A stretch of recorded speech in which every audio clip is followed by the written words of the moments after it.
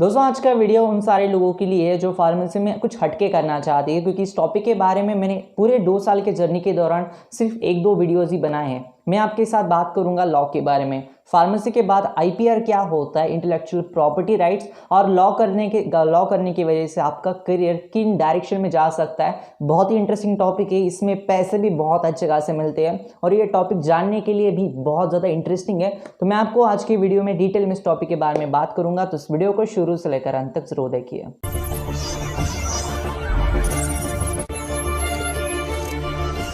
दोस्तों सबसे पहला सवाल आता है कि लॉ क्यों करते हैं फार्मेसी के बाद और इसका फायदा क्या होता है। देखो यार दोस्तों, इस दुनिया में जितनी भी सारी चीजें आई है वो कभी ना कभी ढूंढ ली गई थी।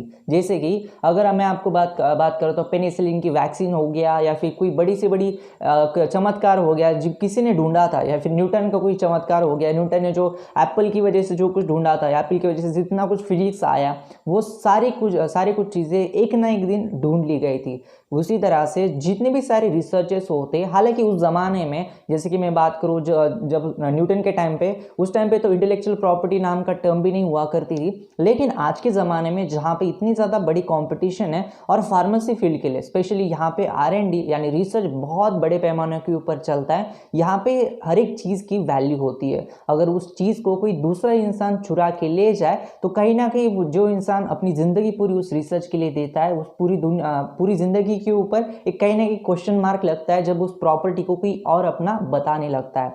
उसी तरह से फार्मेसी में जितनी भी सारी चीजें होती है उन सारी चीजों को इंटेलेक्चुअल प्रॉपर्टी राइट्स बोला जाता है। हालांकि कौन से भी फील्ड हो, चाहे इंजीनियरिंग हो, चाहे फार्मेसी हो, चाहे डॉक्टर हो, हर एक फील्ड में जितने भी सारे रिसर्चेस होते हैं वो इंटेलेक्चुअल प्रॉपर्टी राइट्स के अंडर आते हैं।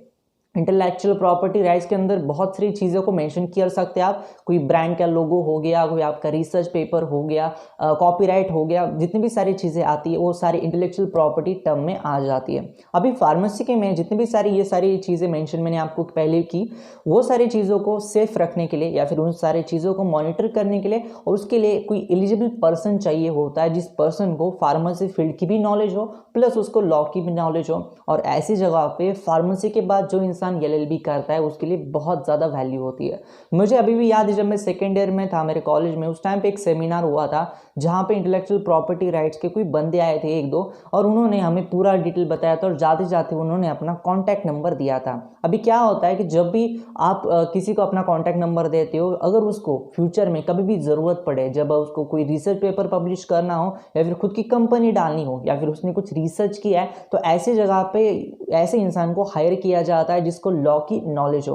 और ये बहुत इंटरेस्टिंग चीज़ होती है। यहाँ पे अगला टॉपिक आता है ट्रेड सीक्रेट। जहाँ पे मैंने आईपीआर की ढूंढने की सोची तो मुझे ट्रेड सीक्रेट एक बहुत बड़ी टर्म मिली। अब मैं आपको बताता हूँ ट्रेड सीक्रेट मतलब क्या होता है। 1950 से लेकर 1980 तक अगर मैं बात करता हूँ तो ट्रेड सीक्रेट को ज़्यादा इंपॉर्टेंस नहीं था। लेकिन 1980 से ज़माना बदलने लगा, माइक्रोसॉफ्ट, गूगल जैसी कंपनीज आने लगी, टेक्नोलॉजी में बहुत ज़्यादा डेवलपमेंट होने लगी। और इंडिया की अगर मैं बात करूँ तो इंडिया में ये चीज़ पहले नहीं थी, लेकिन जैसे जैसे IT इंडस्ट्री, फार्मास्यूटिकल इंडस्ट्री धीरे धीरे अपना पैर जमाना शुरू कर दिया इंडिया में, उसी ज़माने से ट्रेड सीक्रेट को भी रखना बहुत ज़्यादा इंपॉर्टेंस समझने लगा। अभी ट्रेड सीक्रेट मतलब आप बिजनेस के दौरान जितने भी सारे डीलिंग्स करते हैं, बिजनेस में जितने भी सारे आपके सीक्रेट्स होते हैं, जैसे कि कोको कोला का फॉर्मूला सिर्फ 2 लोगों को पता है और वो 2 लोग एक साथ एक प्लेन में भी नहीं बैठते। अगर वो प्लेन क्रैश हो गया तो शायद कोको कोला आप फिर से नहीं देख पाओगे। यही होता है इंटेलेक्चुअल प्रॉपर्टी, यही होता है ट्रेड सीक्रेट्स। यहाँ पे ट्रेड सीक्रेट में बहुत सारी चीज़ें आ जाती है। कई बार आपके सीक्रेट्स, आपके पासवर्ड्स, कई बार बड़ी बड़ी डीलिंग्स होती है, ये सारी चीज़ें इंटेलेक्चुअल प्रॉपर्टी, और कई बार ये सारी चीज़ें ट्रेड सीक्रेट में आ जाती है। इन सारी चीज़ों को मॉनिटर करने के लिए LLB वाले लोग यानी लॉ के लोग चाहिए होते हैं। और अगर आप बी फार्मेसी के बाद LLB करते हो तो इन सारी जगहों पे आपको जाने का चांस होता है। बहुत कम लोग इस चीज़ को जानते हैं, बहुत कम लोग LLB करते हैं बी फार्मेसी के बाद। लेकिन अगर आप मुझसे पूछोगे तो मैं बोलूँगा कि अगर 100 बंदे बी फार्मेसी कर रहे हैं और उसमें से अगर 50% भी लोग यम फार्मेसी करना चाहते हैं तो उसमें से 10 लोगों ने कम से कम LLB करना चाहिए, क्योंकि ये बहुत इंटरेस्टिंग सा टॉपिक है। बहुत कम लोग जाते हैं, हालांकि इसकी वैकेंसीज जैसे यंग फार्मेसी वाले लोग को होती है उतनी तो नहीं होती, लेकिन कम से कम एक हटके करने के लिए, कुछ अच्छा करने के लिए और दुनिया से अलग रहने के लिए LLB एक बहुत अच्छा ऑप्शन है। 3 साल का एक कोर्स होता है। आने वाले दिनों में मैं आपको कॉलेजेस वगैरह इन सारी चीज़ों के बारे में ज़रूर बताने का ट्राई करूँगा, लेकिन बेसिक एलएलबी क्यों करते हैं इसके बारे में मैं आपको इस वीडियो में बताना चाहता था।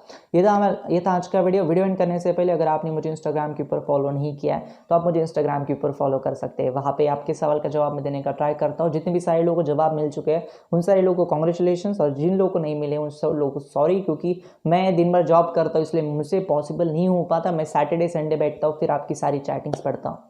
चैनल के ऊपर पहली बार आए तो चैनल को सब्सक्राइब करते जाना, इस वीडियो को लाइक कर देना, कुछ अच्छी सी कमेंट कर देना, क्योंकि मुझे पता चले कि ये वीडियो आपको कैसे लगा। धन्यवाद दोस्तों ये वीडियो देखने के लिए, धन्यवाद।